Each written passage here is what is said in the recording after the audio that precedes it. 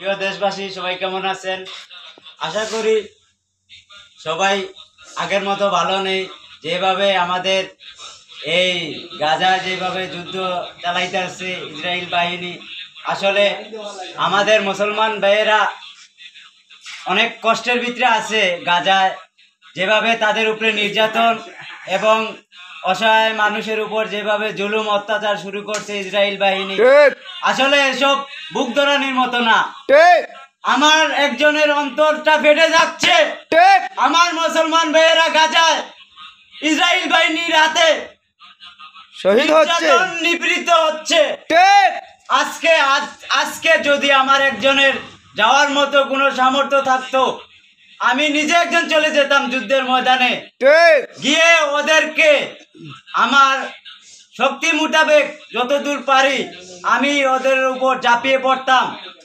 কিন্তু তা সত্ত্বেও আমার যাওয়ার মতো কোনো প্যাকশন নাই। তবে না থাকলে কি হইব? আমাদের মুসলমান ভাইয়েরা দেশবাসীর পক্ষ থেকে আমি আমার একান্ত ব্যক্তিগত পক্ষ থেকে বলতেছি, অর্থ পৃথিবীতে যে মুসলমান ভাইয়েরা আছে আমরা সবাই একত্রিত হয়ে আমাদের মুসলমান ভাইদের উপর যে নির্যাতন হচ্ছে এদের প্রতি আমরা রুখে দাঁড়াই। আমরা যদি এদের প্রতি কিছু নাও করতে পারি, কালকে আমাদের দিন আমরা তো নিজে জবাবদিহি কাঠগড়ায় না দাঁড়াতে হবে না। আর যদি আমাদের এই এসব দেখে আমরা যদি ঘুমিয়ে পড়ি, আজ নয় কালকে আমাদের মাঠে আমাদের জবাবদিহি করতে হবে। আমাদের মুসলমান ভাইয়েরা মার খাচ্ছে আর আমরা ঘরে ঘুমাচ্ছি, এসব তো হবে না। তো আশা করি ভাইয়েরা, আমাদের যে সামনের যে আমাদের মুরব্বী বা আমাদের অর্থ দুনিয়ার বাসী যে মুসলমান ভাইয়েরা আছে তাদের প্রতি একত্রিত হইয়া আমাদের এই সামনের মানে পদযাত্রা আমরা শুরু করি। আমরা মুসলমান সব একত্রিত হই। আমরা যদি মুসলমান একত্রিত হই, এই ইহুদি নাসারার বাচ্চারা দৌড়িয়া ইন্দুরের গর্ত তুকাইয়া পাইবে না।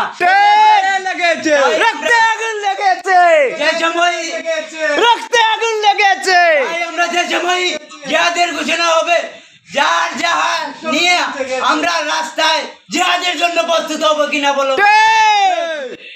আমরা যদি আজ এভাবে যদি ঘুমিয়ে পড়ি, এই ইহুদি নাসারার বাচ্চারা আজকে ওদের কত বড় সাহস, আজকে আমাদের এই মসজিদ আকসার উপরে ওরা আক্রমণ করে। ওরা জানে না মুসলমানের পাওয়ার সম্পর্ক, ওদের ধারণা নাই। ওরা আগে পুরুষরা আমাদের মুসলমানের উপর অনেক যুদ্ধ চালিয়েছে, সেক্ষেত্রে আমাদের মুসলমানের জয়ী হয়েছে। ইনশাআল্লাহ এবারও জয়ী হবে ইনশাআল্লাহ।